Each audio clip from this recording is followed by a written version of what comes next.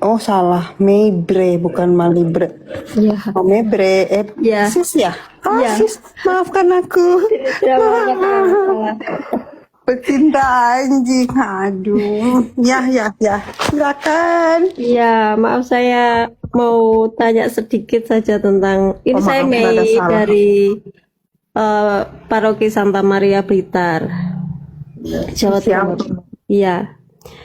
Romo, mohon maaf saya mau tanya tentang perumpamaan tentang bendahara yang tidak jujur di Lukas 16 ayat 1 sampai 13 itu seperti apa ya maksudnya, Romo? Terima kasih. Tapi ini pertanyaan bukan untuk kerja PR ya. Bukan, Romo. Saya baca perikopnya, perumpamaan tentang bendahara yang tidak jujur. Oke. Yesus bukan ngomong tentang bendahara yang tidak jujur dalam pengertian apanya diterjemahkan seperti itu dalam bahasa asli. Dia bukan ngomong tentang bendahara yang tidak jujur ya teman-teman. Ya, saya siap-siap karena lagi berapa menit saya harus ke sana. Tolong bantu dulu di Lukas 16 ya kalau tidak salah itu, bantu dulu. Ya Lukas 16 baca dari ayat 1 Pak. Ya memang sebenarnya harus baca dari ayat 1 hanya saya mau tekankan. Tapi tidak bisa baca semua karena saya harus ke tempat doa, ke kapel. Dan Yesus berkata kepada murid-muridnya, ada seorang kaya yang mempunyai seorang bendahara. Kepadanya disampaikan tuduhan bahwa bendahara itu mengamburkan miliknya. Oke, diterjemahkan ke Indonesia sebagai bendahara ya. Tapi sebenarnya itu dalam bahasa aslinya ekonomos, artinya yang mengelola harta tuannya. Bisa mengerti teman-teman? Bisa, Romo. Jadi lebih jauh dari seorang seorang bendahara hanya mengurusi uang ya dalam pengertian. Tetapi kalau kita bilang ekonomos, artinya yang mengatur seluruh harta dari tuannya. Banyak hal dalam pengertian itu. Karena itu nanti setelah itu dia diminta untuk apa? Baca lanjut. Lalu ia memanggil bendahara itu dan berkata kepadanya, apakah yang kudengar tentang engkau? Berilah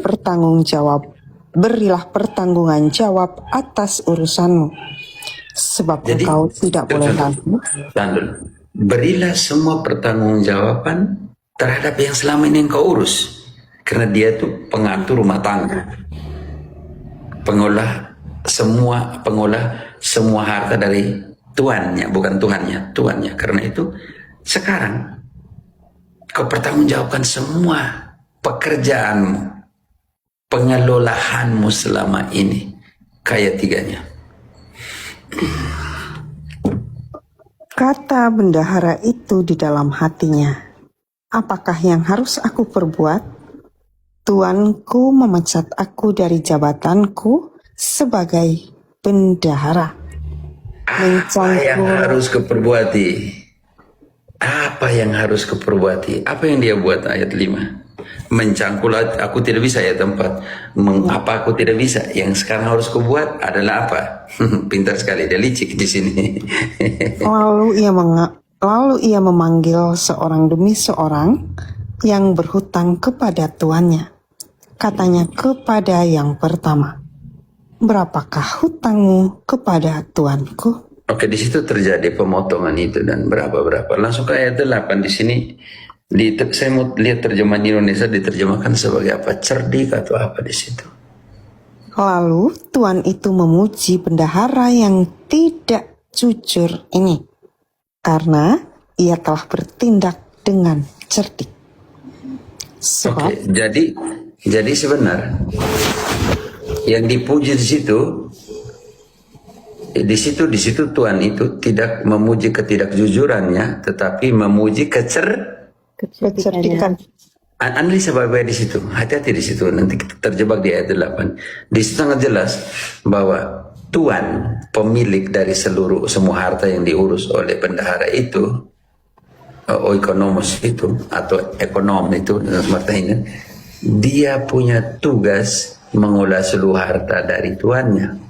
Di sini di ayat 8, tuan pemilik itu tidak memuji ketidakjujurannya, melainkan memuji kecerdikannya. Itu dari bahasa Yunani proinimos, artinya bijaksana, cerdas. Bisa mengerti, Bu? Bisa, Romo. Jadi yang dipuji kecerdasannya, kecerdikannya, kebijaksanaannya, kecerdasannya, penuh pertimbangan, itu yang dipuji. Kita baca kembali itu. Hebat sekali di situ. Lalu tuan itu memuji bendahara yang tidak jujur itu, karena ia telah bertindak dengan cerdik. Sebab dia bertindak cerdik dengan bijaksana, dan nanti sekarang kita anak terang dan anak-anak dunia. Saya masih terpengaruh dengan yang rokok, maka saya mencari informasi sedikit sambil jelaskan. Oke, lanjut. Jangan marah ya, Bu Mebri. Sebab tadi mereka mengotori kepala saya dengan rokok itu, saya mesti cari dulu informasi sambil jelaskan. Oke, sekarang Yesus memberikan lagi 8 menit. Dua pemahaman tentang anak dunia dan anak terang. Oke, lanjut. Sebab anak-anak dunia ini lebih cerdik terhadap sesamanya daripada anak-anak terang. Di sini ada dua perbedaan. Anak-anak dunia mengejar kekayaan sementara. Sedangkan anak-anak terang mengejar kerajaan Surga. surga. Dua hal yang sangat berbeda di sini. Ini penting sekali ya. Kalau dia adalah anak-anak dunia, maka yang dikejar itu bisa jadi juga menggunakan kitab suci, contohnya untuk apa? Untuk kepentingan diri, mencari keuntungan, menjual firman Tuhan. Contoh nih, kita ambil contoh bantu dulu 2 Korintus, kita ambil contoh 2:17. Paulus bilang, saya tidak sama dengan banyak orang yang menjajakan, menjual firman Tuhan. Sebab nanti kembali ke Lukas ya. Ya, sebab kami tidak sama dengan banyak orang lain yang mencari keuntungan dari firman Allah. Sebaliknya, dalam Kristus kami berbicara sebagaimana mestinya dengan maksud-maksud murni atas perintah Allah dan di hadapannya. Anak-anak dunia berjuang sampai menggunakan juga firman dan lain sebagainya, ibadah. Contohnya dalam 1 Timotius 6 ayat 5, ya 6 ayat 5.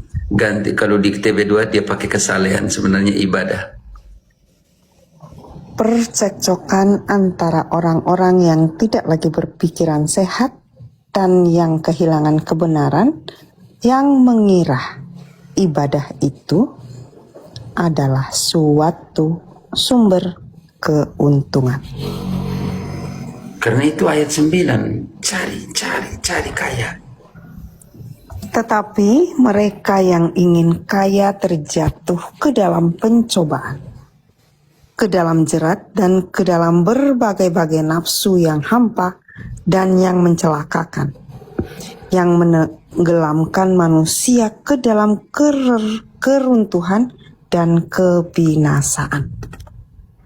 Oke, ini penting sekali ya teman-teman. Karena itu ayat 10 itu penting sekali. Ayat 10, cinta akan uang itu berbahaya sekali.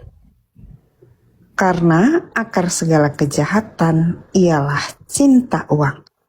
Sebab oleh memburu uanglah beberapa orang telah menyimpang dari iman dan menyiksa dirinya dengan berbagai-bagai duka. Karena itu apa yang digunakan di sini penting, karena dia anak dunia. Kita masih perbedaan antara anak terang, kembali kepada Lukas 16. Konsentrasi di ayat 9. Ayat 8 membuat perbedaan antara anak-anak dunia dan anak terang. Anak-anak dunia lebih cerdik. Oke. Dan dia menggunakan apa ayat 9? Mamon atau tidak? Dan aku berkata kepadamu, ikatlah persahabatan dengan mempergunakan mamon yang tidak jujur, supaya jika mamon itu tidak dapat menolong lagi, kamu diterima di dalam kemah abadi. Sekarang Yesus sebenarnya mau bilang, kalau kamu adalah anak-anak terang, yang pertama yang kau cari itu apa? Sebab anak-anak terang mencari kerajaan Allah. Matius 6 ayat 33. Setelah diskursu pernyataan Yesus tentang, lagi 4 menit, tentang kerajaan, tentang doa Bapa kami, Yesus menutupi juga di ayat 33 tentang cari dahulu kerajaan Allah. Tetapi carilah dahulu kerajaan Allah dan kebenarannya, maka semuanya itu akan ditambahkan kepadamu. Itulah yang dilakukan oleh anak-anak terang. Anak terang. Karena itu kembali kepada Lukas 16 di ayat 13 Yesus menekankan, kalian tidak bisa mengabdi dua Tuhan. Teman-teman, saya mau doa ya teman-teman. Seorang hamba tidak dapat mengabdi kepada dua tuan, karena jika demikian ia akan membenci yang seorang dan mengasihi yang lain, atau ia akan setia kepada yang seorang dan tidak mengindahkan yang lain. Kamu tidak dapat mengabdi kepada Allah dan kepada Mamon. Ingat bahwa perumpamaan ini ditutupi dengan itu ya, perumpamaan tentang bendahara yang tidak jujur itu, tapi yang dipuji karena kecerdikannya, ditutup dengan ayat 13 itu. Dibaca ulang. Seorang hamba tidak dapat mengabdi kepada dua tuan, karena jika demikian ia akan membenci yang seorang dan mengasihi yang lain, atau ia akan setia kepada yang seorang dan tidak mengindahkan yang lain. Kamu tidak dapat mengabdi kepada Allah dan kepada Mamon. Ini rumah retret keuskupannya teman-teman. Cakep ya, cakep Pater. Cakep sekali ini. Semua itu rumah retret.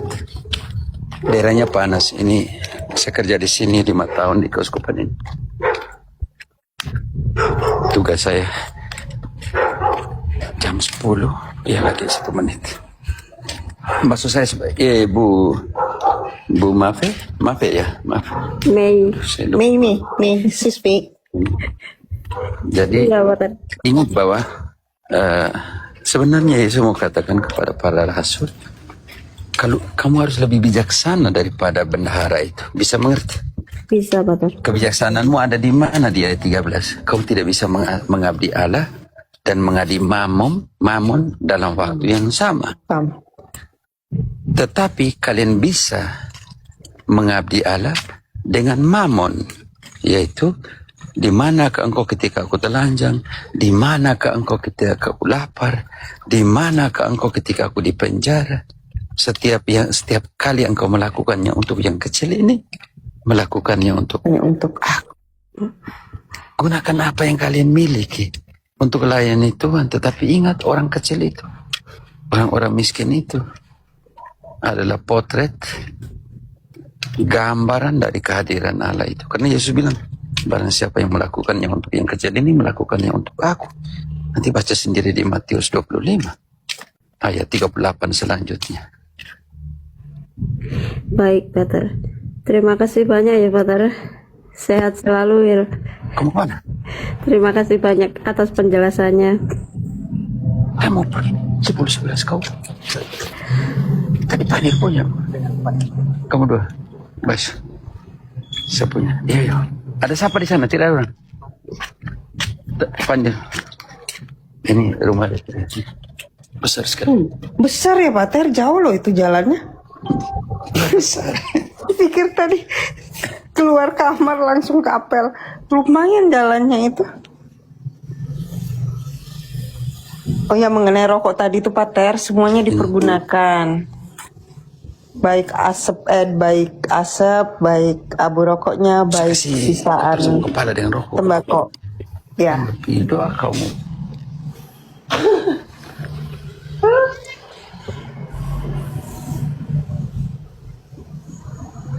iya jalan jauh loh Pater itu. Iya luas ya, jauh loh itu. Punya Sis, tripod ini.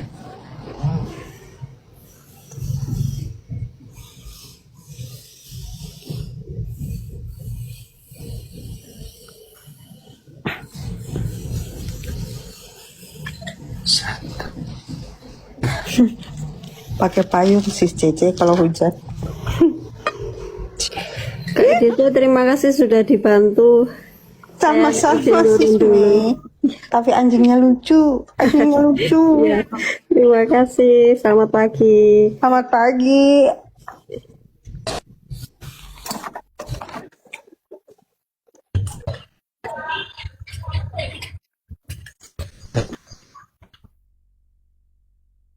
Hi, Frater. How are you?